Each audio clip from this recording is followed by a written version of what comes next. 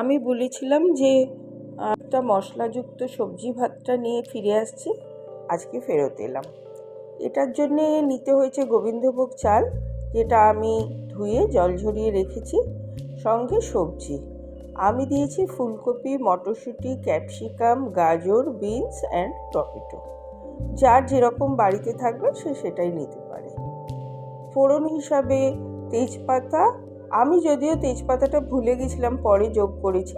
তেজপাতা, গরম মশলা, জিরে সাদা তেলে করেছি।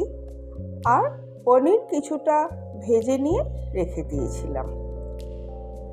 সঙ্গে ছিল মশলা বলতে আমি ধনে গুঁড়ো, হলুদ গুঁড়ো, লঙ্কা গুঁড়ো, ইচ্ছা হলে জিরে গুঁড়ো নিতে পারে, কিন্তু আমি জিরেটা দিইনি।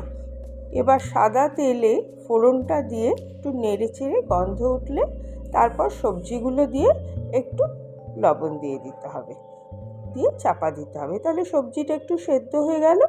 নেড়ে চেড়ে ভাজা ভাজা হয়ে যাওয়ার পর মশলাটা দিয়ে আরেকবার ভেজে নিতে হবে। ভাজাটা একটু লাল লাল হয়ে যাওয়ার পর টমেটোটা দিলে রঙটা ভালো আসে। সঙ্গে সঙ্গে মশলার সাথে টমেটোটা না দেওয়াই ভালো।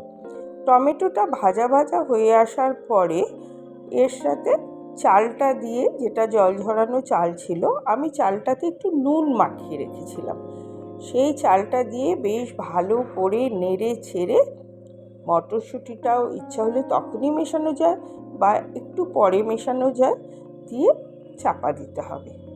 একটু চাপা দেওয়ার পর ঢাকা খুলে এবারে কিশমিশটা, যদি কাজু থাকে তাহলে কাজু, আমার কাজু ছিল না, কিশমিশটা দিয়ে ভালো করে নেড়ে চেড়ে মটরশুঁটি, কিশমিশ, চালটা ভালো করে নেড়ে জলের পরিমাণটা দিতে হবে, যতটা আমি চাল নিয়েছি তার ডবল জলটা দিয়ে এবার চাপা দিয়ে রাখতে হবে।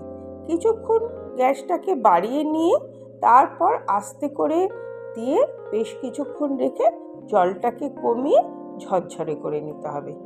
যখন ঝরঝরে প্রায় হয়ে আসবে তখনই পনিরগুলো দিয়ে ভালো করে মিশিয়ে উপর থেকে গরম মশলা ছড়িয়ে দিয়ে আবার চাপা দিয়ে কিছুক্ষণ রেখে দিতে হবে। তাহলেই তৈরি হয়ে গেল মশলাদার সবজি ভাত বা সবজি পোলাও, যা আপনাদের ইচ্ছা হবে বলতে পারেন। দেখুন কেমন লাগে। যদি ভালো লাগে তাহলে অবশ্যই কমেন্টে জানাবেন। আজ এই পর্যন্ত। সবাই ভালো থাকুন, সুস্থ থাকুন, এই আমার প্রার্থনা।